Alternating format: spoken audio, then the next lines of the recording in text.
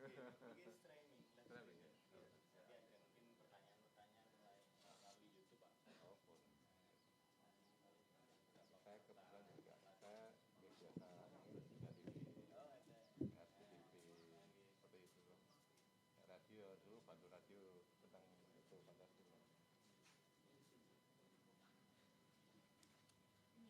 Ya makanya kan tadi ada audiens banyak, terus saya maparkan. Kan kemarin didiskusikan. Oh, apa-apa.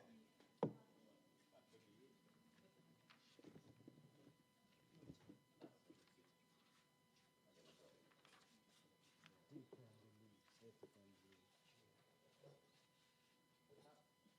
angin jatuh-jatuh di bawah apa? Kali sama batu.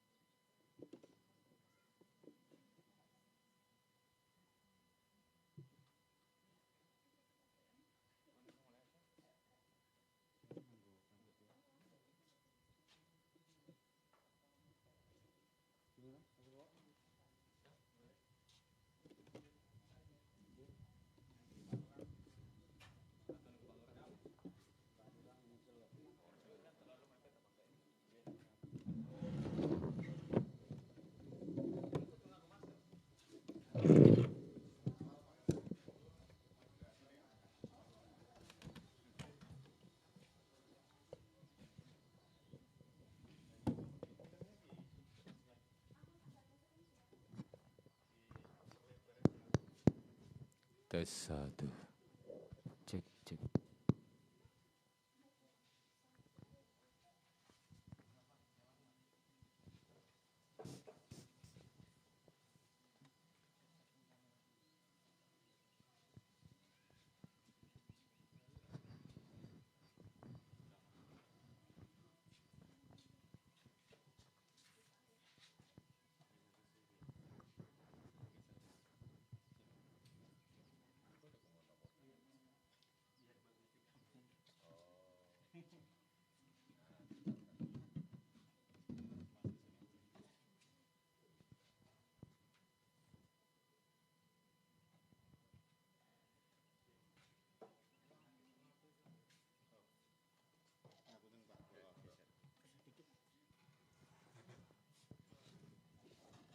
Saya geser juga.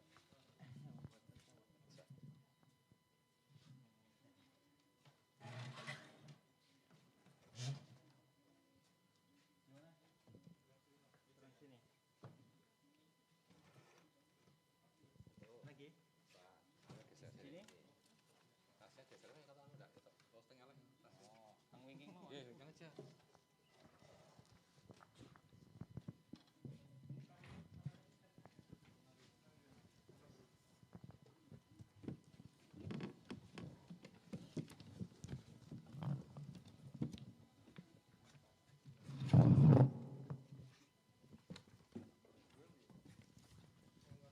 Saya dikasih tahu kalau sudah siap. Itu masih.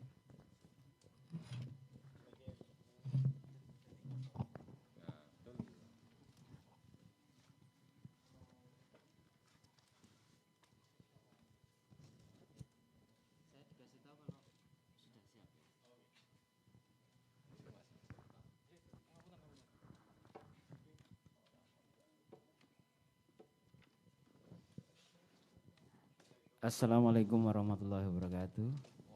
Salam sejahtera. Om Swastiastu, Namo Buddhaya, salam kebajikan, Rahayu. Oke, masih di acara dari festival dari bidang fasilitasi bidang kebudayaan 2021 Sinau Batik. Ini adalah rangkaian pagi ini adalah rangkaian seminar. Saya perkenalkan, saya Ferry yang akan menjadi pengantar acara ini hingga nanti akhir dari acara seminar santai hari ini. Di samping saya ada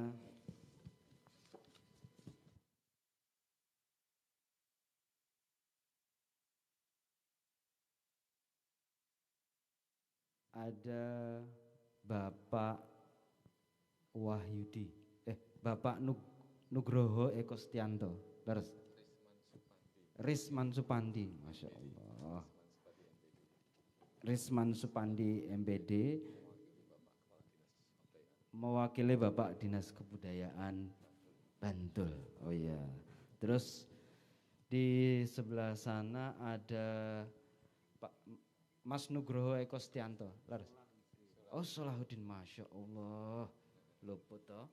Solahuddin Nurazmi. Laras nggih? Oh iya iya. CEO Pasar Desa. Oh nggih nggih nggih. Ya. Nanti teman-teman yang di rumah yang menyaksikan live streaming dari rumah atau dari manapun Anda berada, atau kemudian nanti teman-teman di rumah atau peserta yang budiman menyaksikan setelah live streaming ini selesai, saya ucapkan selamat siang, selamat sore, selamat malam dimanapun Anda berada. Kemudian nanti teman-teman bisa bertanya atau komentar, nanti kemudian jika pertanyaan itu kepada narasumber kita, ada satu narasumber lagi, ada Pak Lurah Pangungharjo yang kebetulan nanti menyusul. Nanti akan saya sampaikan kepada para narasumber. Begitu nggih? demi kelancaran acara kita hari ini, mari kita buka dengan bacaan basmalah bersama-sama. Bismillahirrahmanirrahim. Saya diminta untuk mengantarkan acara ini dengan tematik ketahanan budaya, ketahanan nilai dan filosofi budaya di era industri 4.0. Jadi konon nih Pak, konon teman-teman ini sedang menyuntuki bahwa justru desa itu memiliki ketahanan gitu. Di kala pandemik gitu. Lalu kenapa ketahanan itu berjalan? Teman-teman mempelajari bahwa karena desa sangat lekat dengan kebudayaan. Maka itulah yang menyebabkan desa menjadi punya ketahanan secara industri. Apalagi ini sekarang kita berada di tengah-tengah revolusi industri 4.0. Nah, apa yang bisa nanti kita bicarakan? Untuk pertama kepada Bapak Risman Supandi MPD ini, kami persilahkan untuk menyampaikan pandangan tentang tematik ini. Waktu dan tempat kami persilahkan. Terima kasih Mas Ferry selaku moderator kegiatan pada hari ini. Assalamualaikum warahmatullahi wabarakatuh. Selamat siang, salam sejahtera untuk kita semua. Salam budaya, budaya laku. Hari ini kami mewakili Bapak Kepala Dinas Kebudayaan Bantul, Bapak Eko Nugroho Sianto. Beliau berkenan hadir, Mas, mewakilkan saya selaku Kabid Warisan Budaya di Dinas Kebudayaan Bantul untuk kita bersama-sama nanti berdiskusi tentang bagaimana ketahanan nilai dan filosofi budaya di era industri 4.0. Saya mengambil subtopiknya supaya kita lebih spesifik adalah eksistensi batik sebagai warisan budaya tak benda di era globalisasi dalam menghadapi era industri 4.0. Namun sebelumnya marilah kita panjatkan rasa syukur kita kehadirat Allah Subhanahu wa taala, Tuhan yang Maha Kuasa. Pada sore ini alhamdulillah kita bersama-sama Sanggar Inovasi Desa di bawah pimpinan Mas Solahuddin. Saya mendapat kesempatan untuk bisa kita sharing bersama-sama bagaimana nilai-nilai budaya di tingkat pedesaan itu mampu untuk mengatasi berbagai problem yang ada di masyarakat, khusus di masa pandemi ini. Ternyata kata Mas Ferry tadi, budaya bisa menjadi daya tangkal yang luar biasa gitu ya. Oke, mari kita awali Bapak Ibu, saudara sekalian. Kita akan lihat dulu apa tahu budaya itu. Di dalam Peraturan Bupati Bantul nomor 136 tahun 2020 pada bab 1 ketentuan umum pada pasal 1 bahwa pengertian budaya adalah segala aktivitas manusia baik secara lahiriah maupun batiniah dan hasil-hasilnya diantaranya dalam wujud adat dan tradisi, kesenian dan permainan tradisional, bahasa dan sastra, kerajinan, kuliner, pengobatan tradisional, penataan ruang, bangunan, dan warisan budaya. Jadi ketika kita bicara budaya, tentu kita tidak terbatas pada budaya yang berwujud benda saja. Namun budaya yang tak benda pun juga dapat dikatakan sebagai bagian dari budaya gitu Mas. Nah, di sini tadi seperti kami kan di depan bahwa fokus kita saya akan membahas terkait dengan batik.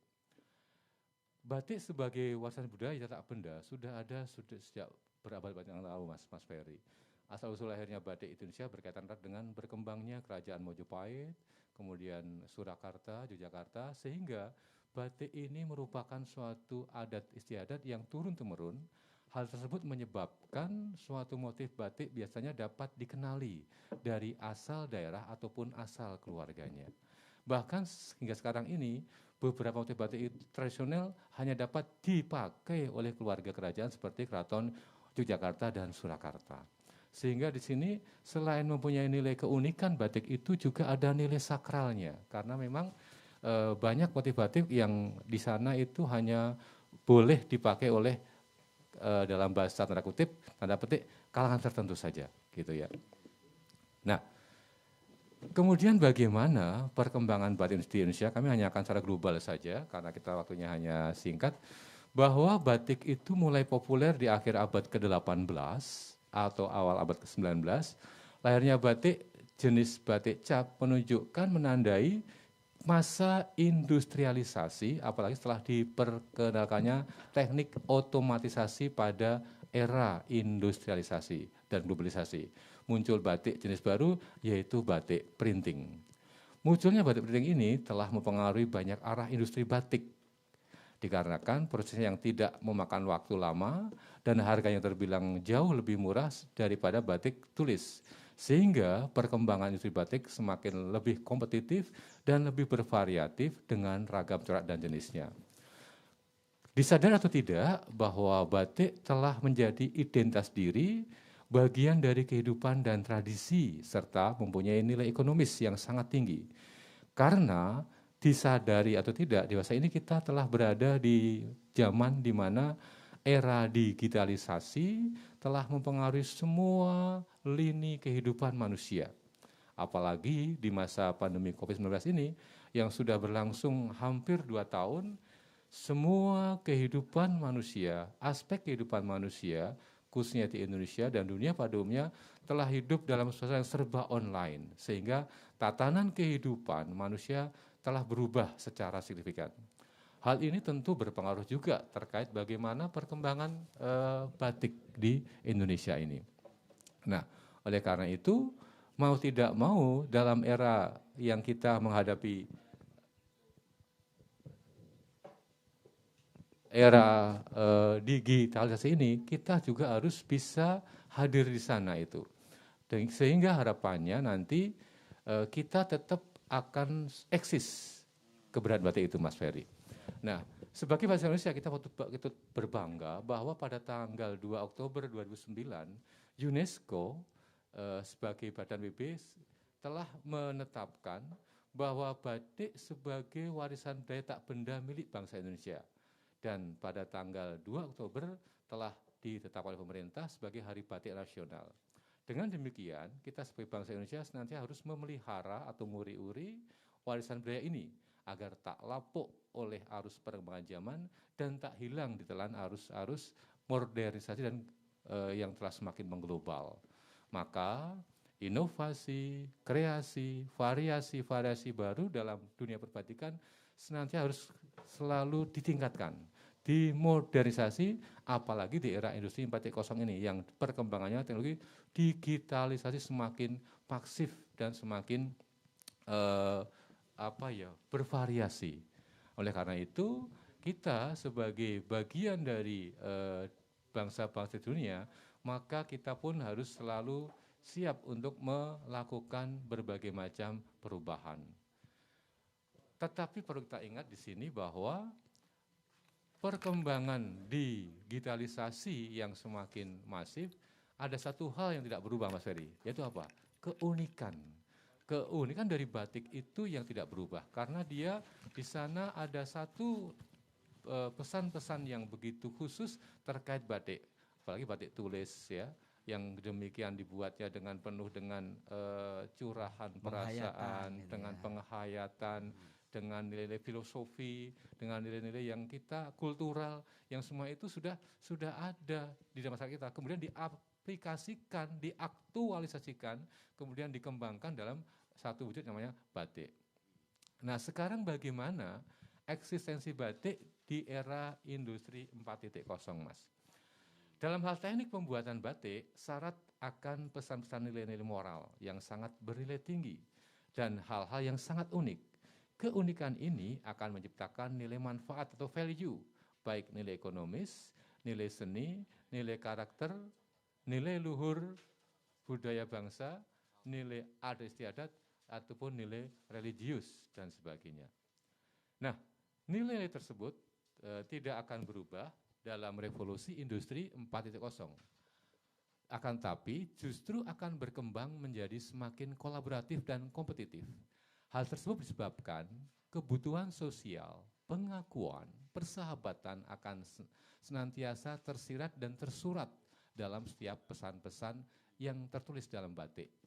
Nah, yang merupakan karya Adi Luhung. Nah, terus apa yang berubah? Yang berubah adalah terkait bagaimana dinamika pemasarannya. Dinamika e-commerce perbatikan akan berkembang ke arah platform digital batik. Dengan demikian, semua pelaku usaha batik akan membutuhkan sistem teknologi informasi yang dikelola secara baik.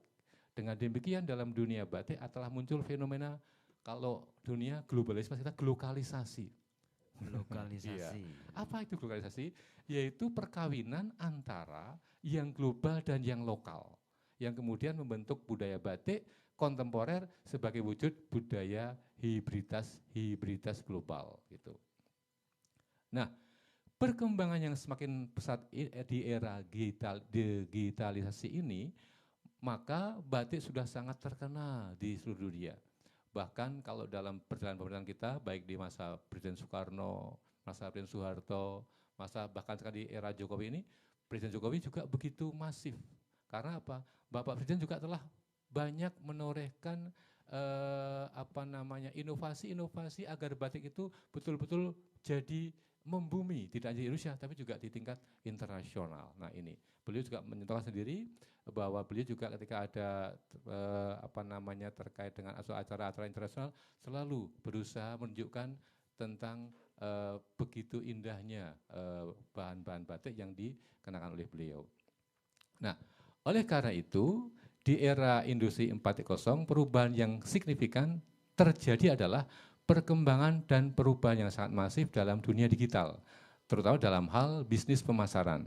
Sehingga platform digital seperti adanya kolaborasi dan integrasi dalam semua channel, seperti dalam website, dicantumkan link sosial media dan YouTube. Demikian sebaliknya, sosial media dan YouTube dicantumkan link ke website, atau sosial media ke YouTube, termasuk ada kontak, email, fitur, chat, dan sebagainya. Yang otomatis tergantung kita bagaimana mengintegrasikan dan kita bisa memilihnya. Nah, yang terakhir di sini omnichannel adalah model bisnis lintas channel yang digunakan perusahaan untuk meningkatkan kenyamanan dan kemudahan pengalaman pelanggan. Perusahaan yang mempraktekkan omnichannel dapat melakukan belanja dengan menggunakan berbagai aktivitas channel sekaligus baik secara online maupun offline. Nah, ini artinya Ibu Bapak, saudara sekalian, bahwa kita tidak bisa menutup mata bahwa perkembangan perbatikan kita juga sudah luar biasa. Kita tidak bisa terpaku pada satu era tertentu saja ketika kita waktu itu menyentuhkan batik. Tapi kita bagaimana bisa mengkolaborasikan inovasi, kita sandingkan dengan platform digital. Sehingga anak muda kita sekarang juga di sekolah-sekolah ada batik khas di sekolahnya itu, kemudian di pemerintahan juga ada batik khusus di wilayahnya. Nah, ini artinya bahwa kita sebagai bangsa Indonesia yang telah diakui dunia punya satu budaya yang tak benda berupa batik ini harus senantiasa kita pelihara, kita uri-uri, kita kembangkan dan kita implementasikan dalam berbagai kehidupan, gitu Mas. Dan kita jangan besar-besar untuk selalu apa? Mengkampanyekan, mensosialisasikan agar kita bisa senantiasa difahami sebagai bangsa yang punya inovasi terkait batik yang begitu banyak dan punya nilai adiluhur, nilai keunikan, dan nilai kesakralan. Itu dulu dari Mas Ferry, dari saya mengenai berkembang. Mudah-mudahan kita diskusi bareng, kita cari bagaimana agar anak muda itu bisa selalu mencintai karya bahasa tidak hanya, coba kita lihat Mas, coba anak-anak sekarang kan kalau yang namanya BTS ya Korea gitu ya, wah sampai membludak melihat. Kenapa kita nggak bangga dengan karya kita sendiri? Kita punya banyak sekali karya yang bisa kita kembangkan, misalnya kalau Anoman itu kita bikin satu model yang mendunia gitu ya, kan bagus juga. Wayang-wayang kita kolaborasikan dengan, nah inilah, sehingga kadang-kadang juga berpikir, lah itu kan sebenarnya kita sudah punya sebenarnya, kayak model apa tuh Mas, yang kayak jadilan Korea itu, kita sudah punya kuda lumping ya sebenarnya. Cuman kan itu kan di Korea, nah, kok begitu, masih saya pernah ketemu dengan diskusi begini juga, kenapa sih kok Korea itu bisa menjual budayanya begitu masif, bahkan sampai terpesona gitu ya. Apa Mas kata kuncinya? Mereka tuh 20 tahun bersama-sama. Karena dia tidak punya SDA Mas. Dia harus menggali potensi itu untuk bisa digemari oleh dunia. Jadi industri yang bisa menghasilkan nilai profit dan luar biasa sekarang kan. Nah itu dulu Mas Ferry. Monggo mungkin Mas Solahuddin juga mungkin dari kacamata yang lain kita bareng berdiskusi bahwa kita senantiasa harus selalu bangga dengan karya sendiri sehingga nation character building bisa kita tanamkan pada anak kita. Makasih. Wassalamualaikum warahmatullahi wabarakatuh. Oke, terima kasih. Tepuk tangan. Oke. Yang di studio, yang di rumah juga boleh tepuk tangan. Oke. Luar biasa. Karena biar kita lebih leluasa, kebetulan kita juga dalam keadaan pandemik, tapi kita tetap menjaga dan kita boleh membuka maskernya gitu biar bisa leluasa karena alhamdulillah kita diberikan kesehatan juga. Oke. Menarik tadi dari Pak Risman Supandi telah menyampaikan tentang bahwa keunikan itu yang menjadi identitas kuat bagi kebudayaan kita ya. Terus kemudian globalisasi dalam rangka memperkenalkan, mengkomunikasikan sebagai strategi. Oke, selanjutnya kita akan dengar yang akan dipaparkan oleh atau diceritakan atau didongengkan gitu ya, biar lebih asik gitu. Monggo, Mas Solahuddin. Modelnya Gus. Hah? Pemaparan ini. Iya pemaparan. Set-setannya ini. Aku diomongin pemaparan kok. Didongengkan saja enggak Pak? Oh iya. Karena kadung setnya sudah begini. Baik Gus, terima kasih Mas Ferry, Pak Risman. Saya mau ngerespon dari apa yang disampaikan oleh Pak Risman mawon ngoten nggih. Gitu aja. Jadi tadi Pak Risman membuka dengan konon begitu ya. Konon Indonesia ini memiliki kekuatan dalam yang namanya desa gitu. Sebenarnya itu sudah diingatkan atau disampaikan oleh Bapak pendiri bangsa kita Pak Bung Karno itu sudah bilang bahwa desa adalah benteng terakhir negara begitu ya. Negara dan bangsa. Nah, statement Bung Karno itu diuji pada saat pandemi kemarin. Iya. Kemudian semua dirumuskan juga oleh kawan-kawan yang ada di sini, yang di Panggung Harjo, Pak Lurah dan seluruh jajarannya sahabatnya gitu. Geng wortelnya. Ya. Itu kemudian berusaha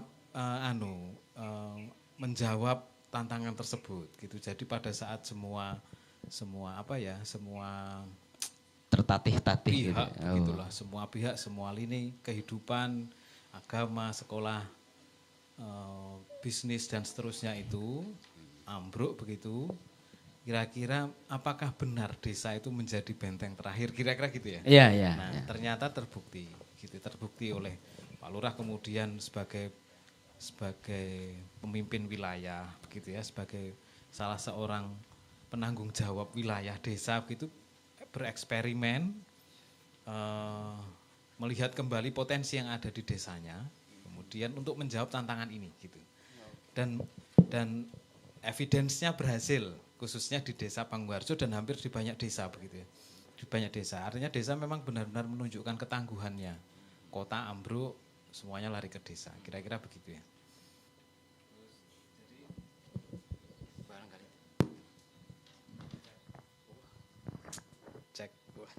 Cek. Jadi kira-kira itu Pak Risman, kalau konon begitu, sekarang sudah tidak konon lagi Pak. Jadi memang desa-desa terbukti, tangguh secara evidence gitu ya. Karena teman-teman di Sanggar Inovasi Desa juga sudah melakukan riset begitu ya. Ketangguhan desa ini mengatasi pandemi. Tidak hanya bukti-bukti saja, tetapi juga teman-teman di sini membuat sebuah rumusan begitu, arah tatanan Indonesia baru dari desa. Kira-kira begitu ya. Terkait dengan bagaimana menyikapi situasi pandemi yang 1,5 atau hampir 2 tahun ini berlangsung gitu ya. Terus itu respon saya yang pertama atas presentasinya Pak Risman, bagus sekali gitulah. Lalu yang kedua soal industri 4.0 gitu. Sebenarnya saya sebagai sebagai orang awam yang tidak tahu tentang batik begitu ya. Saya jarang pakai batik. Katanya mau dibuatin sama seniman batik di Panggung Harjo gitu. Tapi iya. belum jadi-jadi juga. Mana senimannya? Ya. Nantilah. Oh, pantesan sekarang jadi pakai lurik. Karena seniman batiknya belum ada yang nyumbang. Enggak, saya mau beli. Oh, mau beli. Iya, iya. Silakan. Iya, soal industri batik lalu kegiatan yang dilakukan teman-teman di sini itu kan justru malah tidak 4.0. 4.0 itu kan tadi sudah disampaikan oleh Pak Risman, ada beberapa unsur pendukungnya ya. Unsur utama dan unsur pendukungnya. Salah satunya digitalisasi. Juga soal alat produksi yang dipakai. Nah, yang kemarin dilakukan teman-teman itu justru malah menarik mundur semuanya gitu. Kegiatan mesin segala macam itu ditarik mundur, dibuat kegiatan yang cap kertas apa gitu ya, yang teknologinya yang dipakai itu tidak technologize. Kalau 4.0 itu kan digitalisasi, salah satu ciri khasnya itu IoT, Pak. Internet of Things. Saya membayangkan teman-teman yang bikin pelatihan itu sudah IoT gitu. Jadi bikin batiknya udah pakai robot gitu loh. Ternyata bikinnya dari kertas bekas kardus. Nah, itu sebenarnya jadi kira-kira cara menghubungkannya bagaimana gitu ya. Cara menghubungkannya sebenarnya gini, digital life itu sama sekali bukan soal platform, bukan soal alat. Tapi bagaimana mindset kita melihat sesuatu dengan lebih jernih gitu. Jadi ini soal logika gitu. Soal platform, alat, teknik segala macam itu pendukung semuanya. Tapi yang harus selesai di kita dulu. Jadi bagaimana kita melihat situasi gitu ya, melihat situasi lalu menemukan di situ ada masalah dan bagaimana kita mengatasinya itu. Nah, saya kira apa yang dibuat teman-teman di sini itu layak diapresiasi gitu ya, layak diapresiasi karena berangkat dari kebutuhan yang otentik. Ada seniman di Panggung Harjo, Mas Nur Rohmat, melihat kebutuhan batik yang tadi disampaikan sudah menjadi warisan dunia dan seterusnya. Lalu beliau membuat inovasi menjawab kebutuhan supaya produksi batik ini tidak mahal, supaya bisa diakses lebih banyak orang. Nah, itu inovasi, Pak. Dan itu sangat digital.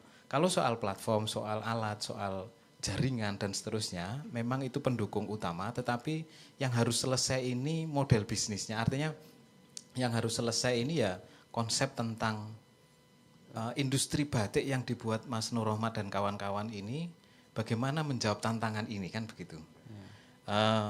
Dan itu sangat manual, gitu, sangat manual karena beliau mengumpulkan puntung rokok. Jadi setiap ada orang merokok itu ditungguin rokoknya habis supaya diambil kertasnya gitu, mau dibuat untuk cap gitu. Terus dikelola dan bisa ditularkan ke ibu-ibu yang lain. Dan ibu-ibu yang lain itu saya sempat melirik laporan yang dibuat teman-teman untuk penelitian post-test, ada pre-test, ada post-testnya juga. Saya lihat itu hampir semuanya menyatakan paham atau sangat paham begitu ya, atas apa yang disampaikan oleh kawan-kawan. Nah, soal pelatihan itu juga bukan soal teknologi segala macam, tapi bagaimana problem yang dihadapi oleh ibu-ibu kelompok difabel ini bisa dijawab dengan solusi ini gitu. Digital juga saya kira begitu, Mas. Jadi tidak otomatis kemudian maka menariknya begini, tidak kemudian ketika kita ngomong digital 4.0 yang dilakukan teman-teman, saya kira saya nggak tahu apakah kemarin ada materi marketing, digital marketing itu nggak ada marketing karena keseringannya teman-teman bikin pelatihan gitu itu selesai di gini. Pokoknya kalau kamu punya bisnis, masuk di industri sekarang ini begitu, digarap sosmednya, digarap kampanye, promosi segala macam, itu hal yang kesekian kali. Yang paling utama seorang produsen, seorang kreatif harus sudah selesai dulu dengan apa yang dia angan-angankan begitu ya. Saya mau produksi sesuatu berdasarkan apa? Kebanyakan berdasarkan begini. Kalau di kita itu kan ada konsep M2C sama C2M. M2C itu manufaktur to customer. Kalau C2M itu customer to manufaktur. Kita buat lalu kita serahkan ke pasar biar pasar yang menilai. Atau sebaliknya, kita lihat dulu pasar kebutuhannya apa, orang-orang kebutuhannya apa, baru kita manufacturing, kita buat sesuatu. Nah, tantangan selanjutnya adalah ketika ibu-ibu dan kawan-kawan yang kemarin sudah melakukan kegiatan pelatihan batik, itu bagaimana supaya produknya ini bisa terserap. Tidak kemudian terus dengan dengan semudah misalnya udahlah difoto ditaruh di Instagram atau apa segala macam nanti laku gitu. Ini bukan pekerjaan yang satu rumus langsung selesai gitu dan mungkin tidak instan. Jadi memang butuh proses.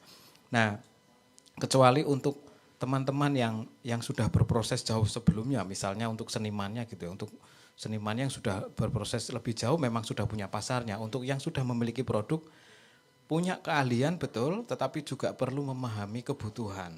Gitu ya. Artinya kebutuhan, artinya jangan pernah berhenti inovasi gitu ya. Berhenti berinovasi, saya bisanya cuma bikin ini, itu betul. Sekarang ibu-ibu dan teman-teman difabel sudah memiliki potensi baru. Mereka sudah mampu memproduksi kain yang tadinya polos, kertas yang tadinya tidak berguna untuk menjadi sebuah kain batik yang memiliki nilai jual. Itu potensi gitu. Nah, seringkali kita membuat kegiatan, program atau apa itu berhenti di potensi saja, tidak melihat apakah sesuatu ini dibutuhkan oleh orang lain, kira-kira begitu ya. Apakah ini bisa terserap oleh orang lain sehingga kebanyakan teman-teman kalau ada bikin pelatihan kerajinan itu sudahlah bisa bikin barang yang terampil membuat barang, tetapi sering berhenti di pameran atau di stand di showroom di rumah yang makin lama umurnya makin berkurang begitu ya, umur produknya ini terus lapuk misalnya karena bahannya tidak lama begitu. Nah, sering berhenti di sana karena apa? Karena tidak tersambung dengan situasi atau kondisi pasar yang membutuhkan. Nah, disitulah sebenarnya yang sekarang sedang kami dan kawan-kawan di pasar desa itu ingin berada gitu Pak. Jadi saat ini kami sedang melakukan penelusuran hulu sampai hilir sebuah rangkai pasok produk-produk unggulan desa gitu ya. Mulai dari sayuran, mulai dari kebutuhan pangan, nanti juga bisa meningkat ke kebutuhan sandang dan seterusnya. Nah, saya kira yang masih menjadi PR untuk teman-teman selanjutnya kan bagaimana membuat apa yang sudah dilakukan teman-teman ini ya, awal yang bagus untuk membangkitkan kepercayaan diri, ibu-ibu bisa bikin batiknya sendiri gitu ya.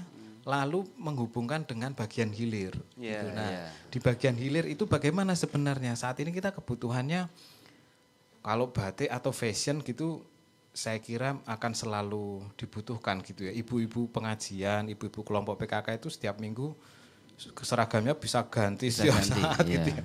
Ngaji ganti, tahlilan ganti, yasinan ganti, manakipan ganti gitu. Belum arisan keluarga itu banyak sekali. Ketemu siapa ganti, ketemu siapa ganti. Betul. Nah, itu platformnya pink. Iya. Seragam siji dibayar ping piro. Ada jilbab, ada baju, banyak sekali kebutuhan yang itu menjadi barangkali memang kebutuhan kita ini kan memang suka pada dasarnya kita suka keindahan gitu ya. Tidak hanya monopoli ibu-ibu sih, bapak-bapak juga suka. Saya menampilkan keindahan dan menikmati keindahan. Jadi sebenarnya menggunakan batik itu kalau tadi Pak Risman sudah nyinggung-nyinggung soal postmodern, ada globalisasi. Jadi pakai batik itu sekarang sifatnya sama seperti itu Pak. Jadi to be seen and to be seeing gitu. To be seen and to be seeing. Saya juga pengen dilihat tapi saya juga pengen melihat orang lain. Artinya pada saat saya pakai baju yang bagus, saya berharap tidak hanya pamer, saya punya baju bagus, tapi saya sedang menampilkan keindahan ini loh. Gitu. Ini batik yang dibuat teman saya gitu. Sekaligus saya ingin menikmati baju orang lain, baju loh ya, bukan yang lainnya loh ya. Tapi kalau bajunya terlalu menarik perhatian, itu kecenderungan ya kita bisa menjadi salah paham gitu. Karena saking bagusnya terus kita pengen mendekat untuk melihat gitu. Nah itu ya kelewatan. Saya kira itu. Nah di situ. Jadi saya kembali ke peran kira-kira yang perlu ini kerjasama multi pihak, kolaborasi tadi sudah disebut oleh Pak Risman, itu juga menjadi salah satu value yang dimiliki oleh pasar desa begitu ya. Jadi pasar desa ini lahir pada saat pandemi, Gus Ferry, untuk menjawab kebutuhan bahwa kebutuhan distribusi gitu ya. Iya betul. Ada persediaan barang yang bertahan milik warga di toko-toko warga dan seterusnya. Ada juga warga yang masih memiliki daya beli. Iya, Sebenarnya awalnya kan seperti itu. Lalu dibuatlah sebuah platform oleh kawan-kawan Sanggar Inovasi Desa juga, teman-teman yang juga mengerjakan batik ini. Lalu muncullah sebuah platform yang bisa menghubungkan itu. Dan dalam satu hari, saat satu hari diluncurkan, hari itu juga kita bisa menyimpulkan bahwa logika ini bisa berhasil. Soal platformnya memang masih kurang, tetapi yang paling penting dipahami adalah bagaimana antara hulu penyedia produk sampai dengan hilir, penerima manfaat begitu itu bisa saling terhubung. Jadi kita nyaris tidak mengeluarkan investasi untuk pengadaan modal dan seterusnya. Nah, saya kira multi pihak itulah yang nanti step berikutnya yang bisa dikelola lagi dengan kawan-kawan yang sudah memiliki kemampuan membuat barang-barang atau produk-produk karya batik ini ya, tidak hanya sebagai kain saja tapi bisa diaplikasikan dalam bentuk baju, seragam dan seterusnya. Jadi ini memang saatnya kembali ke kemampuan kita sendiri, produksi sendiri. Saya tidak tahu, saya belum tahu dari mana kain putih yang dibuat untuk batik ini. Apakah kita impor juga, apakah juga jadi kebutuhan kita, tetapi adanya kebutuhan yang ada di hilir itu bisa dipetani. Nanti ibu-ibu bisa langsung menerapkan di tempatnya masing-masing, mendata kebutuhan seragam yang ada di kampung saya itu ada berapa. Nah itu sudah jadi kebutuhan yang bisa dicukupi sendiri. Jadi nggak perlu beli batik yang ada yang diimpor dari luar begitu ya, atau baju-baju yang dipakai oleh referensinya di artis gitu atau atau influencer yang besar, tapi bisa bangga dengan karya sendiri begitu, karya sendiri gitu. Yang itu memang bisa berdampak banyak, tidak hanya menghidupi produsennya tapi juga rantai supply yang terlibat lebih banyak lagi. Saya kira itu Gus. Terima kasih. Iya.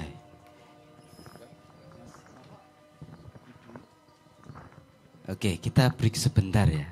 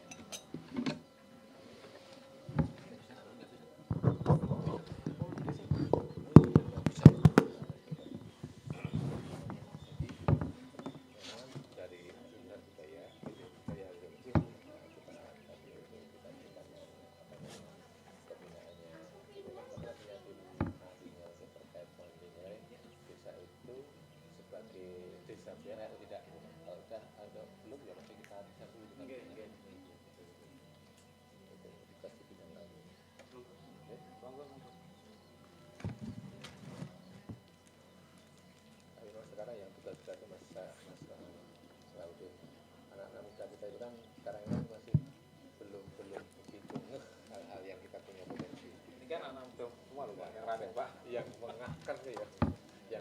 sekolahan itu, teman anak saya sekolah SMA kan, jadi yang harus sekali dari harapan kita supaya kita betul-betul saya tuh kadang-kadang kasih apa sih sing Korea lupa ya kan, kan jajan kita ya, sing apa namanya mas tuh, sing auto, itu Korea itu loh, apa sih mas? Sembilan Korea. Kalau saya kan jajan kita, kenapa kita? Nah itu jaraknya udah lama, jaraknya itu 20 tahunan itu kelihatannya sekarang dari industri kejayaan. Kita kan banyak sekali itu. Kenapa kita nggak ke sana? Kalau nggak itu salah terbang. Jadi memang ada satu hal yang kita salah di dalam melangkah dulu di era yang dulu ya. Saya pernah ke Jepang 1 bulan ya bersama ke Indonesia karena saya bertugas sebagai guru bahasa asing. Nah sana begini, ngomongnya begini, profesor itu. Saya tuh heran dengan negara Anda. Karena negara agraris, negara punya luar biasa. Dalam pengembangan industri terbang. Negara saya saja mau yang lebih bagus dari bagaimana itu nggak berani. Kenapa? Itu membutuhkan teknologi yang sangat tinggi, bukan yang tinggi. Kenapa kalian yang kaya itu tinggi? Terus kalian gimana? Nggak ada bagaimana? Jadi kalau di perendah itu lebih pangkal daripada salah di pelaksanaan.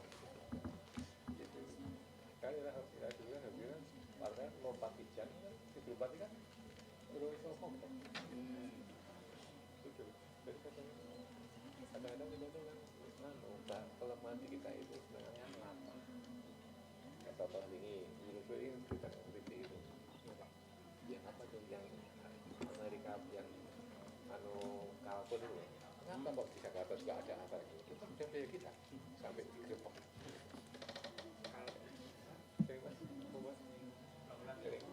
yang hari raya yang Amerika yang potong kampung itu kan yang di Jakarta kemarin kan Jepang itu modelnya sampai lalu malah mereka adalah seperti itu di Amerika malah Indonesia semua ya masih juga benar-benar Ngapain mic ya? ya banyak dikatakan nggak seperti itu oke belajar ya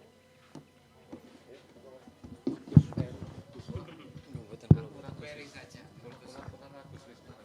Gus Dur ya Pak.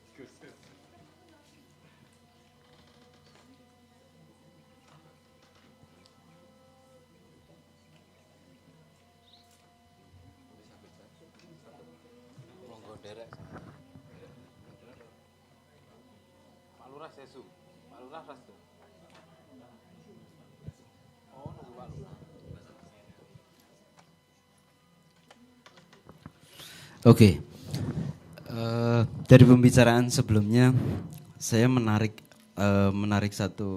saya tertarik pada satu wacana tentang ini Mas Solahuddin dan Pak Risman. Soal keunikan itu. Keunikan yang disampaikan Pak Risman dan tentang saya pikir menangkap responnya Mas Solahuddin ini adalah soal nilai. Jadi anak-anak muda yang membuat acara ini di awal saya memang sempat ngobrol dan diskusi dengan beberapa dari mereka. Rupanya anak-anak muda melihat nilai itu perspektifnya agak berbeda dengan orang-orang yang sebelumnya. Mungkin itu yang menarik ya. Nilai itu yang kemudian menjadi hal yang kemudian sama teman-teman muda diwacanakan gitu ya. Sampai kemudian tadi Mas Solahuddin berkisah tentang bagaimana niatan bukan recycle tetapi justru ini mengindustrialisasi dengan cara yang sederhana gitu. Jadi kayak misalnya sampah kertas itu kan bisa ditemui di setiap rumah gitu. Saya melihat juga kalau di Jepang itu di Jepang, di Cina itu kan home industry gitu.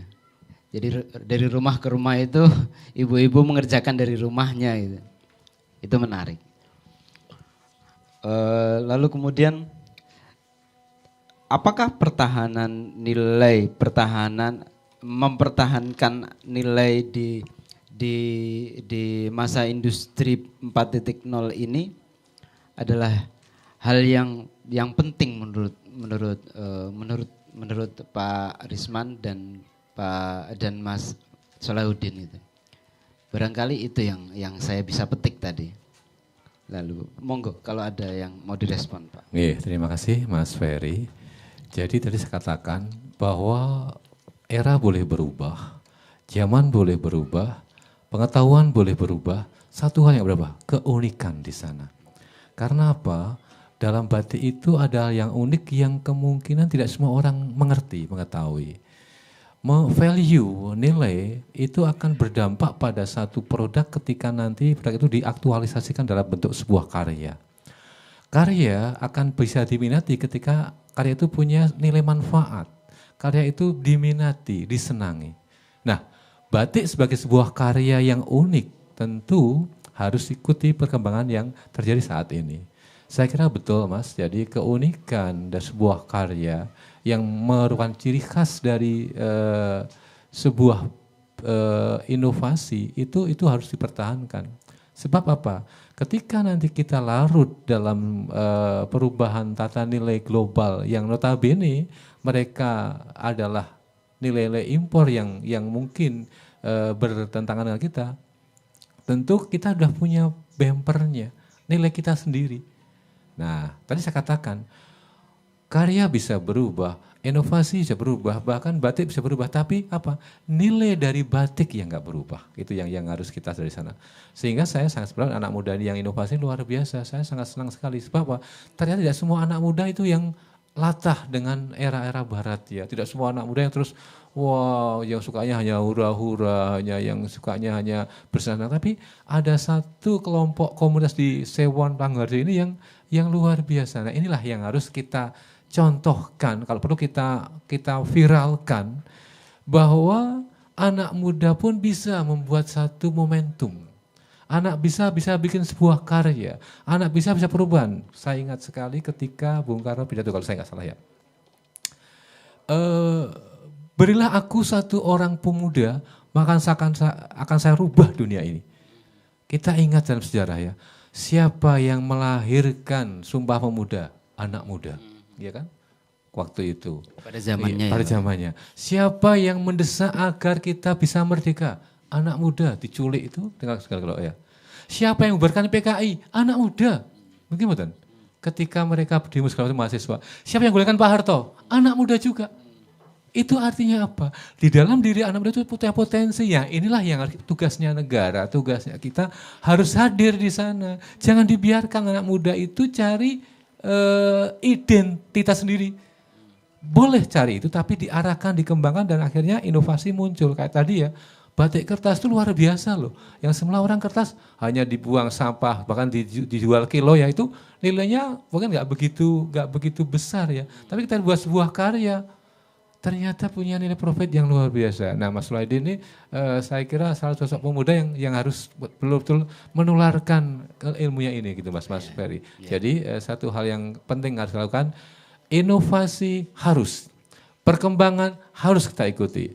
Perubahan harus lagi, tapi yang satu hal, nilai-nilai keunikan dari sebuah karya harus bisa menjadi jati diri bagi komunitas itu. Gitu Mas Ferry, makasih. Pak Lurah sudah hadir, monggo Pak Lurah. Ya.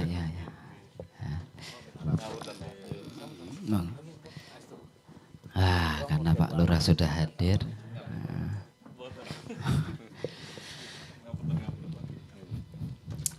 Pak Lurah, kita tadi sudah ngobrolkan tentang Pak Risman sudah mewacanakan perihal bahwa keunikan di dalam tradisi itu pada nilainya, pada value, bukan price itu, tapi value-nya gitu. Dan itu kemudian gerakan globalisasi yang disampaikan Pak Risman. Terus kemudian Mas Solahuddin berkisah tentang bagaimana anak muda berbuat gitu. Nah, barangkali Pak Lurah baru datang langsung bisa menyampaikan paparannya perihal ketahanan nilai di era 4.0 gitu Pak. Nggih, matur nuwun. Jadi bahwa kemudian value itu menemukan konteksnya itu tidak hanya di 4.0 tapi sekarang perubahannya itu didorong ke arah 5.0. Jadi 5.0 menjadi imagine community, komunitas berbayang dan lain sebagainya itu.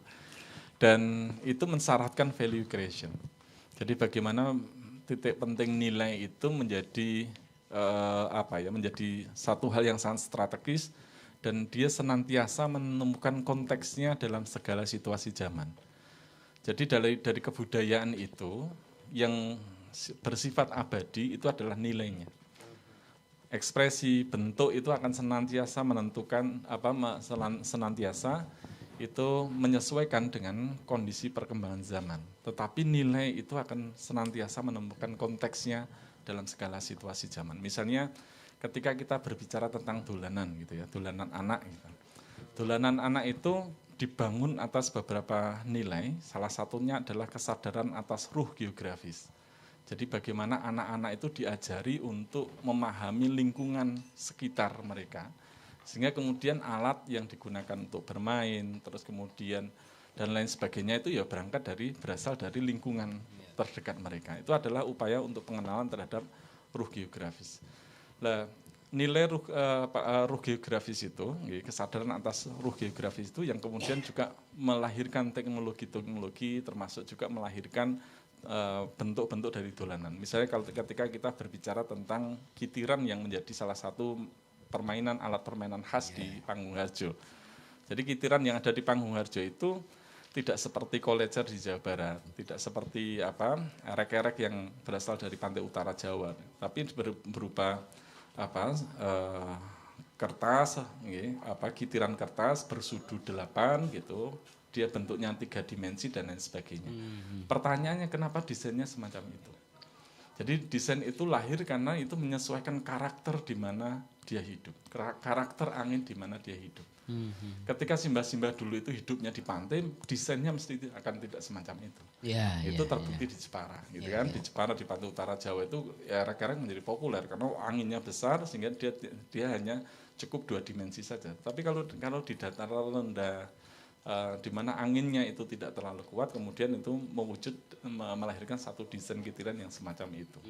Itu bentuk dari bagaimana kesadaran ruh geografis itu dibangun melalui sesuatu yang paling dekat dengan anak-anak, yaitu dolanan. Sehingga permainan anak itu juga diorientasikan tidak hanya sebagai fungsi rekreatif, tetapi juga fungsi edukatif dalam rangka untuk memahami karakteristik lingkungan di mana dia hidup. Sehingga kemudian misalnya ketika kita berbicara tentang salah satu jenis permainan anak, yaitu ancak-ancak alis misalnya.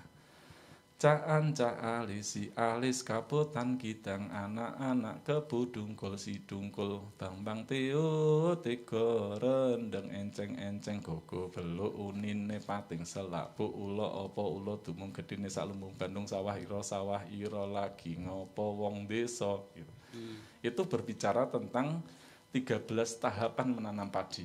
Jadi bagaimana kemudian teknologi budidaya tanaman padi itu diajarkan melalui sesuatu yang paling dekat, yaitu dolanan. Sehingga anak-anak tidak merasa digurui tetapi merasa digembirakan. Sehingga dalam rangka untuk fungsi edukasi itu, dolanan itu diarahkan sekalian untuk meningkatkan kecerdasan majemuk anak. Sesuatu yang baru dipahami oleh masyarakat global di tahun 1980-an.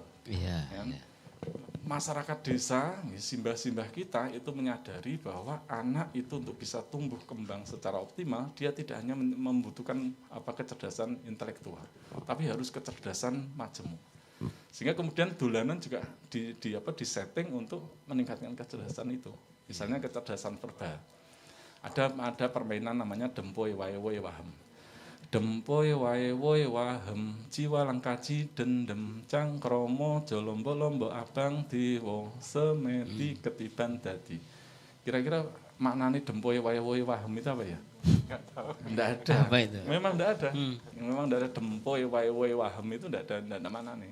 Karena memang itu diarahkan, Dempe Waiwu itu lebih banyak diarahkan dalam rangka untuk meningkatkan kecerdasan verbal anak. Ya, dialektik. Dialektik, terus kemudian bagaimana pengucapan A, I, U, E, O itu diasah, artikulasi bahasa anak itu diasah melalui sesuatu yang paling dekat yaitu dolanan tadi. Jadi termasuk kemudian kecerdasan kinestetik, dari lari, petak umpet, gubak sodor, dakon untuk ngolah motorik halus dan lain sebagainya itu di create sedemikian rupa oleh kebudayaan, berangkat dari sebuah nilai atas berangkat dari sebuah nilai bahwa anak itu harus tumbuh kembang secara optimal hanya bisa dengan kecerdasan majemuk, jadi kreativitas, kemandirian dan lain sebagainya itu. Nah itu nilai-nilai itu berserak di semua ekspresi kebudayaan yang ada di masyarakat kita, termasuk batik, termasuk juga karangkitri, termasuk bahasa ibu. Bahasa ibu itu juga luar biasa gitu, bagaimana kemudian relasi manusia dengan manusia itu toto kromo unggah-ungguh itu ditata melalui bahasa ibu. Sehingga kemudian ketika ada pertanyaan kenapa anak tidak lagi hormat kepada orang tua ya, kenapa murid tidak lagi hormat kepada guru, itu terjadi ketika bahasa ibu itu dicabut dari keluarga, runtuh tata krama. Sehingga kemudian bahasa ibu itu tidak hanya sebagai sebuah ekspresi kebudayaan, tetapi dia sebagai basis nilai yang mengatur relasi manusia dengan manusia. Itu canggihnya kebudayaan semacam itu. Kira-kira demikian. Wah. Saya kok kayak Gus Muafik ya. Lama-lama kok kayak Gus Muafik. Saya kok melihat seperti Gus Baha ya. Itu artinya jenengan tidak kenal Gus Baha juga tidak kenal saya. Jadi benar menyamakannya. Iya, terima kasih Pak Lurah, luar biasa. Saya juga jadi nostalgia tentang dolanan di tempat saya juga, di kampung halaman saya. Terus saya bisa memetik bahwa nilai itu abadi gitu ya. Media itu bisa apa saja, tapi dia berangkat dari tata nilai yang sudah kita miliki sejak lama gitu. Tapi sayangnya nilai itu berserak gitu. Proses memungutnya itu butuh anak-anak muda yang seperti di Sanggar Inovasi Desa ini ya, yang mendiskusikan dan ngopeni, memungut nilai-nilai yang berserak itu. Betul. Jadi memang tugas Yayasan Sanggar Inovasi Desa. Jadi Yayasan Sanggar Inovasi Desa itu lembaga desa. Lembaga yang didirikan oleh pemerintah desa dan warga desa Pangwarjo. Tugasnya hanya satu, yaitu mengkonstruksikan pengalaman-pengalaman baik yang ada di Pangwarjo dan desa-desa yang lain menjadi sebuah pengetahuan. Jadi memang tujuannya adalah itu, memungut kembali nilai-nilai itu, mengkonstruksikan, menyusun kembali, mensistemasi kembali agar itu mewujud menjadi sebuah pengetahuan, agar pengetahuan itu bisa didiskusikan, bisa disebarluaskan dan lain sebagainya. Kenapa ini penting? Karena hari ini kita itu hanya mewarisi tanah, tetapi tidak pernah mewarisi pengetahuan. Ya, betul. Gitu, teman-teman di rumah. Oke, kalau ada yang dari rumah atau dari manapun Anda berada mau membuat pernyataan atau pertanyaan, silahkan tuliskan di kolom komentar. Atau yang ada di studio, boleh menyampaikan sesuatu, silahkan, monggo. Ibu, mau? Monggo, enggak apa-apa loh. Enggak ditembak loh di sini. Monggo. Karena para narasumber sudah menyampaikan, saatnya ditanyai. Bunyi. Cek. Monggo, silakan. Assalamualaikum warahmatullahi wabarakatuh. Waalaikumsalam Nama saya warahmatullahi Permana dari Sorowajan. Sorowajan? J. Oh, Permana. J. Jadi saya ibu rumah tangga. Jadi kemarin kami ikut pelatihan, memang tadi yang sudah disampaikan Pak Risman, Mas Uud juga, tentang kalau saya lebih cenderung ke kadang kalau ibu-ibu itu kan kita buta tentang marketing plan. Apa ya? Ya, pokoknya tentang pasar nih. Iya. Jadi Rencana dodolan gitu. iya, jadi kadang ibu-ibu itu hanya terpaku pada iki arep ono pelatihan, ayo do melu. Oke, siap melu, aku pas kosong gitu kan. Apalagi saya sebagai ibu rumah tangga nih. Pertama yang ada di benak saya adalah ketika kita pelatihan, kita pasti akan dapat ilmu yang pasti. Kemudian kedua adalah modal. Ketiga, kita banyak sekali akan bertemu dengan orang-orang yang memang sudah ahli di bidangnya. Tapi kadang kita bingung tentang marketing plan-nya. Apa yang akan kita lakukan setelah kita mengikuti pelatihan? Apakah kami sebagai hanya seorang ibu rumah tangga bisa istilahnya ikut juga dalam memasarkan apa yang sudah kami kami latih ketika pelatihan.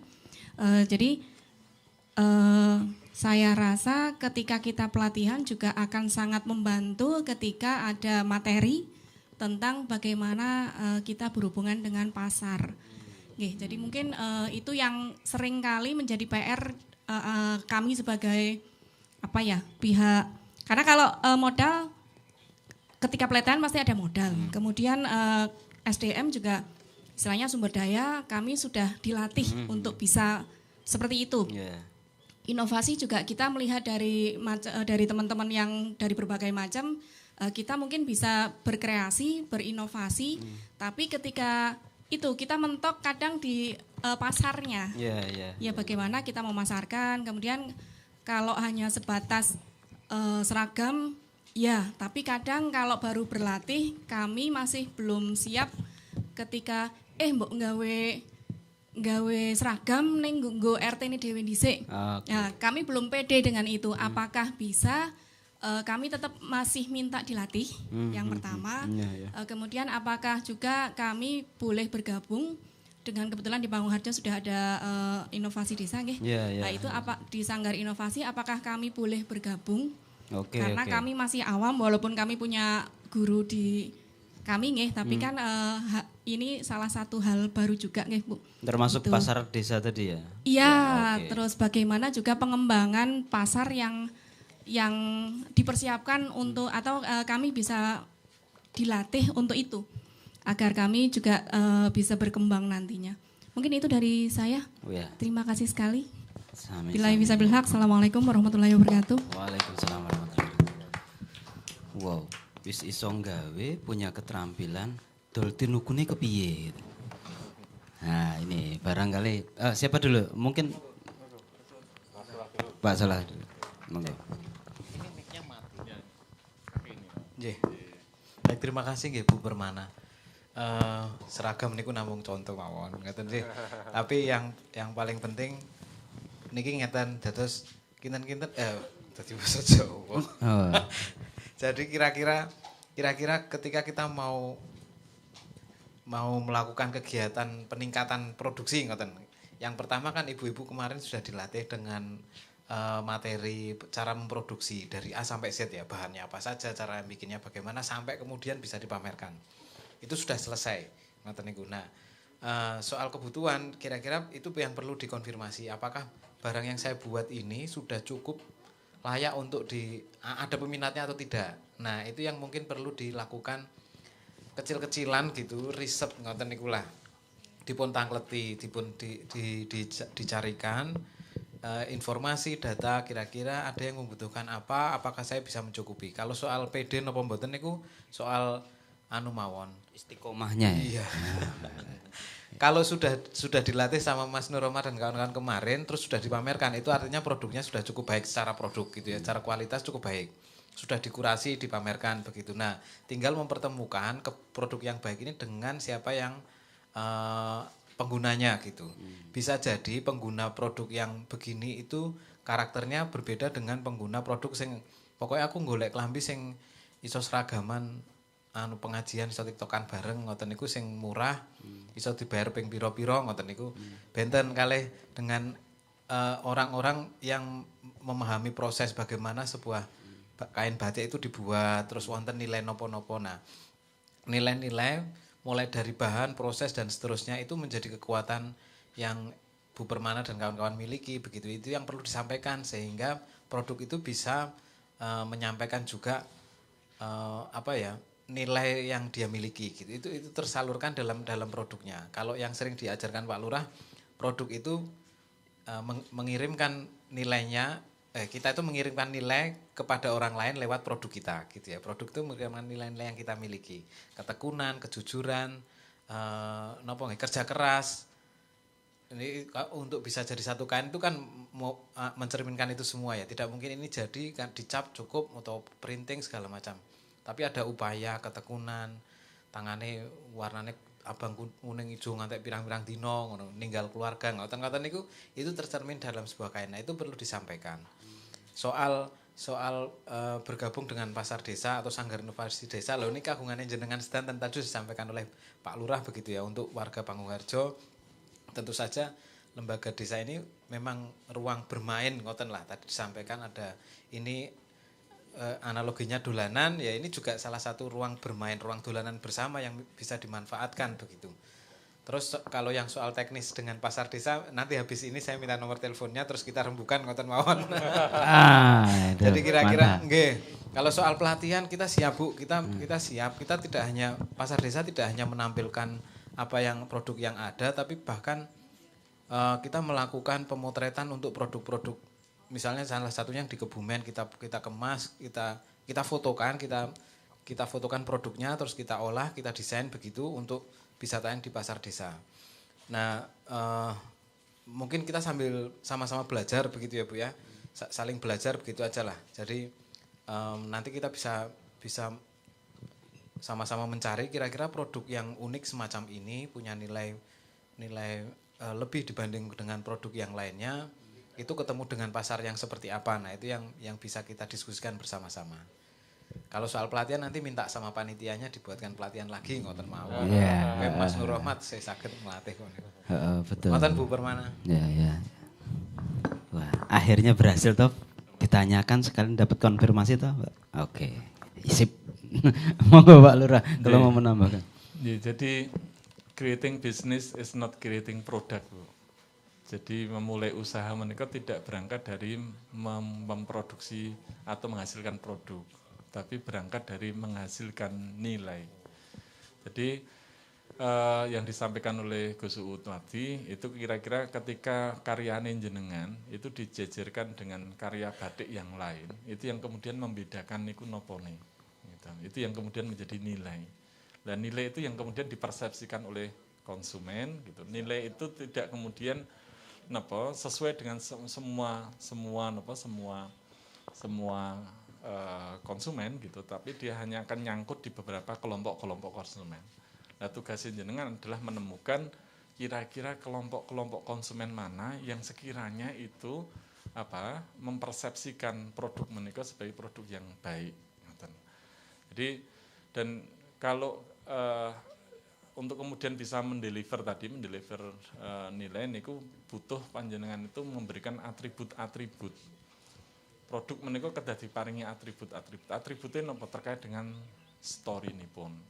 Diceritake bahwa ini berangkat, ini adalah upaya ibu rumah tangga untuk membantu keluarga, macam-macam wonten niku menjadi bagian dari story, atribut produk yang kemudian membedakan dari batik printing, batik, cap yang lain dan lain sebagainya. Ini menggunakan cap kertas berasal dari limbah dan lain sebagainya. Itu menjadi poin penting, menjadi value yang sekaligus menjadi pembeda dari produk jenengan dengan produk cap yang lain.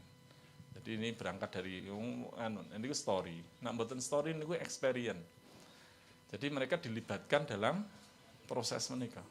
Jadi misalnya jenengan menyisakan satu tahapan proses terakhir misalnya yang kemudian itu bisa dikerjakan sendiri oleh mereka sehingga kemudian mereka menjadi bagian dari produk mereka. Jadi sing didol menika mboten batik etok tapi juga pengalaman membuat batiknya. Nah, atau kemudian jenengan jual sekalian produk jenengan niku termasuk dengan alatnya. Jadi cap batik misalnya ngaten kan, niki misalnya jenengan pengen kemudian belajar batik dengan metode cap.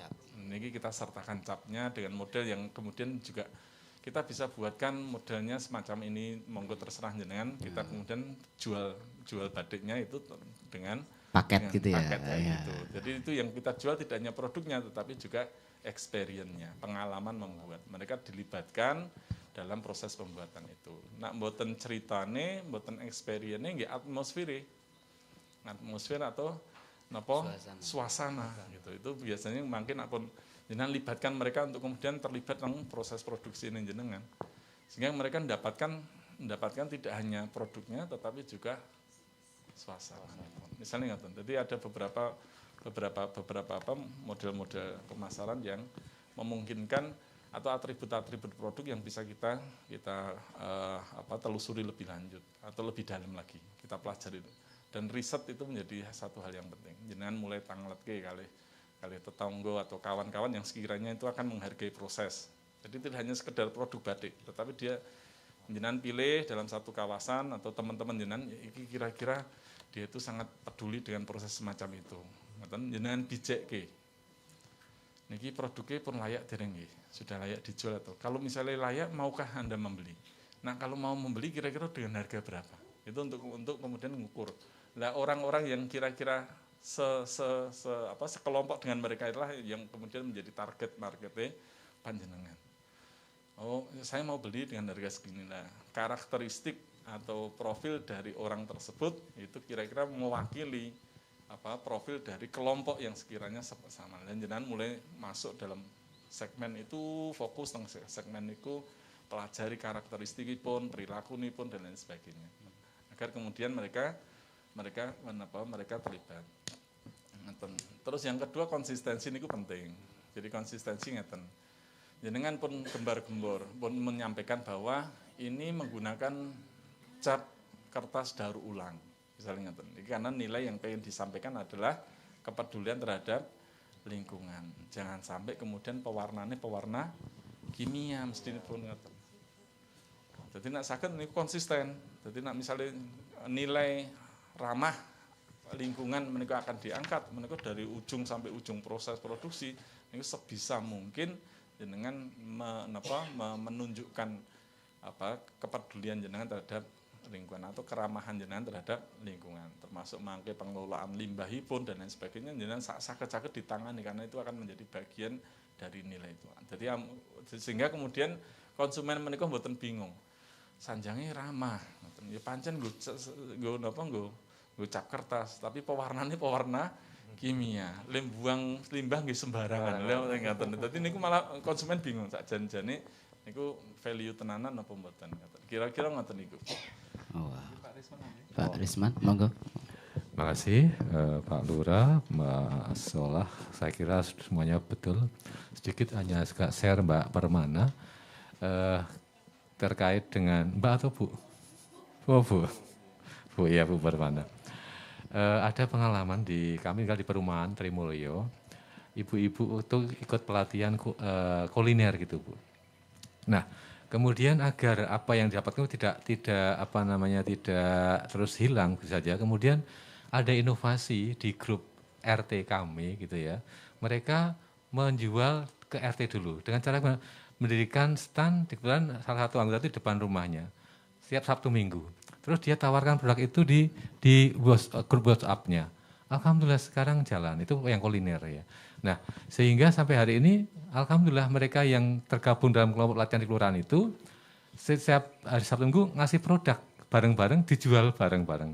Yang tempatan yang namanya Ustadz Agung itu yang rumahnya dekat jalan strategis, di situ dibikin untuk displaynya. Nah, artinya apa? Bahwa ilmu yang didapatkan itu akan punya nilai guna dan hasil guna ketika memang harus diimplementasikan gitu ya. Nah, terkait dengan batik, saya tertarik dengan Mas Akhyar, beliau masih muda, seusia muda siapa ya? Ini udah agak tua nih. yang masih muda, ini udah agak tua. Beliau itu membuat satu inovasi karya seni di aktualisasi batik. Jadi lukisan benda hidup itu dalam bentuk manusia itu kemudian dia kolaborasi dengan batik. Nah, dia jualnya nggak di Jogja, dia jualnya malah di Merauke, di Maluku. Kenapa? Karena orang di sana tuh lebih suka ketika yang diwujudkan dalam sebuah karya itu yang wujud benda-benda naturalis apa ya? Naturalis yang real itu. Terus saya tanya begini, loh Mas Ahyar kenapa seperti itu? Kan di Jogja juga pusatnya ada. Nah itu loh Pak, saya pengen cari satu inovasi baru biar apa? Biar Jogja ini kan nanti kan udah banyak, mungkin nggak laku saya punya karya ini. Dan alhamdulillah betul akhirnya juga malah justru lumayan gitu ya. Nah oleh karena itu harus tadi Pak Lurah, Pak Mas Solahuddin, jadi Bu Permana saya kira ada satu konsistensi, keberanian untuk mencoba, dan jangan putus asa ketika kita mengalami kegagalan, itu kunci untuk menjadi satu berhasil ya, seperti itu. Itu saja dari saya, terima kasih. Ya. Wow, saya cek dulu apakah ada yang bertanya dari rumah. Jadi saya buka-buka tadi itu. Kalau dulu kan nggak sopan. Nah sekarang buka-buka begini di acara gitu. Wah. Oh ternyata belum. Oke. Ada lagi dari sudut kanan atau sudut kiri? Silakan, monggo. Dari sana? Oke. Lah, gitu. Senimannya ini. Senimannya kita kasih. Iya, biar masuk film. Assalamualaikum warahmatullahi wabarakatuh. Waalaikumsalam. Saya tidak usah mengenalkan diri ya. Oke. Ya diperkenalkan barangkali yang di Afrika enggak? Oh gitu ya. Nama saya Nur Rahmat. Anak saya sudah 2. Istri saya ada di Pangungharjo. Tapi saya sekarang jadi orang Pangungharjo. Pertanyaan saya sampai hari ini memang agak, kalau kasarnya udah apatis gitu ya. Gak begitu tahu banyak tentang pasar desa. Saya ingin bertanya hari ini adalah ruang lingkup pasar desa, lalu klaster-klaster yang ada di pasar desa, lalu cakupannya sampai mana, apakah khusus pasar desa di Pangungharjo saja, atau bisa sampai ke seluruh Nusantara atau dunia gitu. Apakah orang seperti saya bisa masuk ke pasar desa, baik orangnya, karena aku lelaki murahan, jadi bisa orangnya, bisa produknya, bisa apanya gitu. Terima kasih. Ya, aslinya senimannya ternyata butuh ruang Doltinuku aslinya. Ngono ta? Monggo. Baik, Mas Nur Rahmat. Yang pertama yang saya jawab yang justru yang terakhir. Apakah produk yang murahan bisa masuk? Tidak bisa, Mas. Jadi produk murahan nggak bisa. Tidak bisa masuk karena pasar desa ini didesain untuk menjadi platform penghubung pertukaran produk-produk unggulan desa. Jadi produk yang bisa muncul. Kalau jenengan sebagai produk yang biasa-biasa saja nggak bisa masuk. Murahan nih. Murahan berarti yang biasa-biasa saja. Yang murahan itu kan saya orangnya. Oh, orangnya. Orangnya nggak bisa masuk. Makanya orangnya nggak bisa masuk. Pertama bukan produk, kedua murahan. Jadi kalau soal murah itu belum tentu murahan. Gitu ya. Soal murah belum tentu murahan. Tapi kalau murahan biasanya memang murah.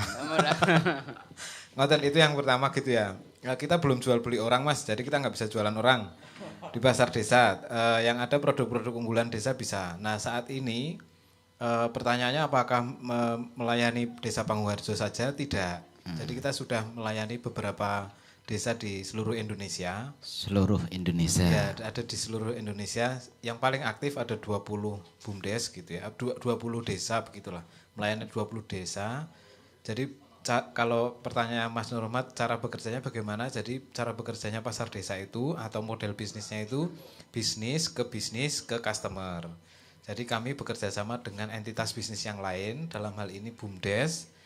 BUMDes lah yang kemudian bekerja sama atau berhubungan langsung dengan customer. Jadi contohnya di Pangungharjo, kami bekerja dengan BUMDes Pangungharjo. BUMDes Pangungharjo lah yang melakukan kegiatan mulai dari penerimaan order, pengemasan, sampai pengiriman. Itu dilakukan oleh BUMDes setempat. Begitu juga di desa-desa yang lain. Ada di Kebumen, ada di Brebes, ada di Madura, ada di Kalimantan juga ada, lalu ada di Nusa Tenggara juga ada. Nah, memang masih tapi ini bukan bukan model bisnis yang final, platform yang ada juga bukan platform yang final. Kita terus berproses begitu Mas Nur Rahmat. Harapannya kita bisa bisa melayani kebutuhan kalau ini produk unggulan desa begitu ya, kita bisa melayani kebutuhan semacam yang disampaikan oleh Bu Permana. Misalnya Bu Permana adalah salah satu produsen produk unggulan desa, bagaimana produk unggulan desa ini bisa ketemu dengan pasarnya. Kira-kira begitu. Jadi upaya ini terus kami lakukan terus-menerus, termasuk misalnya untuk karya-karya semacam batik semacam ini apakah cocok dengan produk yang ada, apakah cocok dengan pasar yang ada di pasar desa atau tidak begitu ya. Nah ini masih menjadi masih menjadi upaya yang terus kami kembangkan begitu, Mas Nur Rohmat. Kalau hal yang lain yang secara teknis apakah bisa bergabung dengan pasar desa, semuanya bisa. Pasar desa terbuka, dan yang paling penting pasar desa ini adalah selain memberikan kesempatan desa-desa atau UMKM terlibat, itu juga menjadi kesempatan para desa-desa itu menjadi pemilik langsung dari pasar desa. Mekanisme dan seterusnya bisa nanti Ibu dan Bapak lihat di pasardesa.id, pakai Google Chrome atau Mozilla atau apa, nanti di sana ada keterangannya. Pasardesa.id.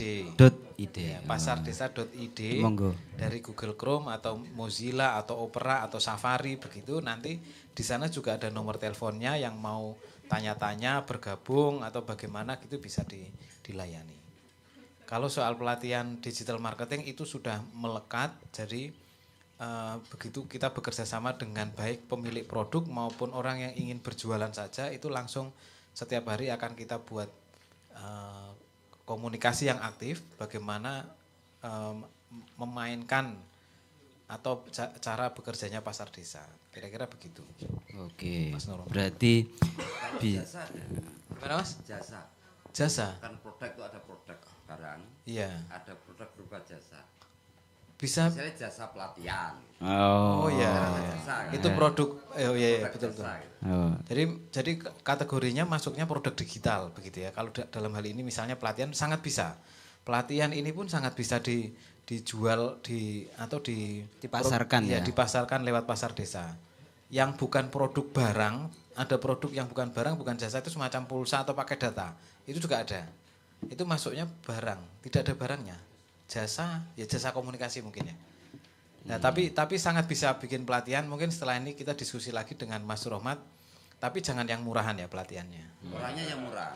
Orangnya nggak murah. Oke. Berarti siapapun yang di seluruh penjuru tanah air itu ingin bergabung bisa buka di pasardesa.id. Ya, sudah ketemu ya? Wah, cepat sekali ya. Teknologi luar biasa. Oke, pasardesa.id. Oke. Ada lagi? Ada lagi? Oh, monggo.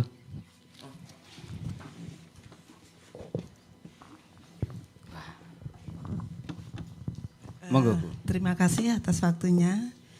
Saya Dwi Hening Jayanti. Tadi yang saya dengarkan sudah cukup lengkap, ya. Jadi dari masalah teknologi, kemudian masalah penggunaan limbah, ya, inovasi, cukup lengkap. Hanya saja mungkin nanti ke depan perlu pelatihan yang berkelanjutan, karena sebagai perajin yang baru mulai, baru 3 hari yang lalu dilatih, perlu mengetahui permintaan pasar. Jadi yang dibutuhkan oleh pasar itu apa itu. Nah, ini mungkin informasi yang terus-menerus harus disampaikan kepada perajin, saya kira begitu, supaya nanti produk-produknya itu bisa memenuhi permintaan pasar begitu ya. Selain itu juga mungkin desain-desainnya diambil dari ikon Panggung Harjo, sehingga perajin juga mengangkat desa kita itu loh ciri khasnya batik Pangharjo, mungkin seperti itu. Ya. Saya kira itu aja, jadi kita harus mengetahui permintaan pasar, hanya itu saja. Oke. Kalau yang lain tadi sudah cukup lengkap sekali. Terima kasih. Wassalamualaikum warahmatullahi wabarakatuh. Waalaikumsalam warahmatullahi wabarakatuh. Pak Lurah mau merespon atau? Jadi terkait dengan pendampingan berkelanjutan menika salah satu kewajibanipun pemerintah desa dan upaya-upaya itu kita wujudkan dalam membentuk ekosistem gitu. Ekosistem menika lingkungan ingkang kemudian cukup kondusif bagi tumbuh kembangnya pengrajin-pengrajin, khususnya ekosistem pasar dan lain sebagainya. Sehingga kemudian pasardesa.id ini menjadi salah satu cara, terus kemudian kita juga sedang menyiapkan beberapa agenda dalam rangka untuk membangun sebuah ekosistem ekonomi berbasis kebudayaan. Jadi yang kemarin diresmikan oleh Ngarso Dalem, Gubernur Daerah Istimewa Yogyakarta, itu di kawasan budaya Karangkitri. Itu akan membentang kurang lebih di lahan seluas sekitar 4 hektaran. Dengan itu enten area komersilipun, area konservasi, area edukasi dan lain sebagainya. Nah, harapan itu menjadi satu titik pusat pertumbuhan ekonomi baru untuk mengangkat wontenipun poro pelaku UMKM yang ada di Pangharjo dan desa-desa yang lain. Pokoknya nyuwun donganipun mawon. Yang kedua, terkait dengan hari ini enten perubahan bauran pemasaran gitu. Terus kalau dulu itu kita memasarkan menika tergantung dari 4P nggih. Jadi 4P menika produk nggih. Yang kedua adalah price, harga. Yang ketiga itu adalah position nggih. Jadi terkait dengan lokasi jualipun nggih. Terus yang terakhir terkait dengan price, product, positioning kali place niku nggih. Jadi positioning niku terkait kali persepsi yang atau nilai yang pengen dibangun, dan place itu adalah tempat. Hari ini pun bergeser. Jadi pendekatan ini pun penjualan niku pun buatan 4P lagi tapi 4E. Terus dodolan ini teng pundi, kalau semanten itu 4P tergantung dari place, saat ini everywhere. Jadi dimanapun jenengan itu bisa memanfaatkan platform jualan, karena teknologi digital memungkinkan kita memanfaatkan hampir semua platform media sosial itu sebagai tempat jualan. Jadi jualipun tinggi di everywhere, dimanapun. Terus kemudian yang dulu itu dijual itu price itu sangat tergantung dari produk. Saat ini engagement. Jadi keterkaitan. Terus ini terkait dengan jualan batik yang ramah lingkungan, itu yang dijual itu bukan produk batiknya tetapi engagement mereka terhadap isu yang jenengan bawa, sehingga berapapun harganya mereka relatif tidak kemudian resisten atau sensitif terhadap harga, karena yang dijual adalah engagement itu. Terus kemudian evangelis menika promotion gitu, jadi buatan positioning tapi promotion. Jadi kalau dulu kita harus promosi melalui media-media, melalui baliho, selebaran dan lain sebagainya, jenengan harus kemudian bisa menjadikan atau mencari orang-orang yang secara sukarela itu mengabarkan baik, mengabar baik kan, memberikan kabar baik, menyampaikan kabar baik atau informasi yang baik terhadap produk jenengan, terkait dengan kecepatan pengiriman, terkait dengan kualitas barang, terkait dengan macam-macam. Mereka biasanya ketika puas mereka akan berbagi cerita melalui media sosial dan sebagainya. Itu akan sangat mempengaruhi konsumen yang lain. Jadi mulai jualan terus membangun citra yang baik agar kemudian orang secara sukarela membagikan produk-produk Anda ke teman-teman mereka, ke relasi mereka dan lain sebagainya, dan cari sesuatu yang bisa kemudian mendekatkan mereka, tidak hanya kemudian membeli produk tetapi terkait dengan nilai tadi. Kira-kira ngoten niku. Oke. Pak Sampun, ada tambahan? Karena kita terbatas waktu juga, jadi luar biasa, tepuk tangan untuk kita semuanya. Wow, terus terang saya juga jadi belajar. Background saya kreatif seperti Pak Rohmat. Rupanya kita juga harus banyak belajar untuk soal mempertemukannya, gitu.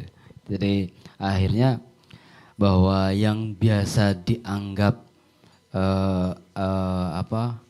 sesuatu yang aneh, rupanya nilai itu di dalam masyarakat sering disebut sebagai keanehan, gitu. Tetapi itu adalah ketahanan abadi sebenarnya menurut tadi yang disampaikan. Jadi mari saya ingin memetik dari obrolan kita, mari kita bersama-sama di seluruh penjuru dunia kita pungut nilai-nilai yang berserakan yang sudah sejak lama dititipkan pada kita, lalu kita artikulasikan ke dalam banyak media. Yang dalam hal ini hari ini kita belajar sinau batik untuk kemudian mengartikulasikan nilai-nilai itu, sehingga kedepannya kita menjadi manusia yang lebih beradab. Mungkin begitu ya. Terima kasih atas antusiasnya, dan kemudian nanti kita akan jumpa lagi di seri talkshow ya, jam 1 ya. Iya, terus sampai ketemu, dan teman-teman semua di seluruh penjuru dunia, terima kasih atas perhatiannya. Assalamualaikum warahmatullahi wabarakatuh. Salam sejahtera, namo buddhaya, om santi santi santi om. Salam budaya.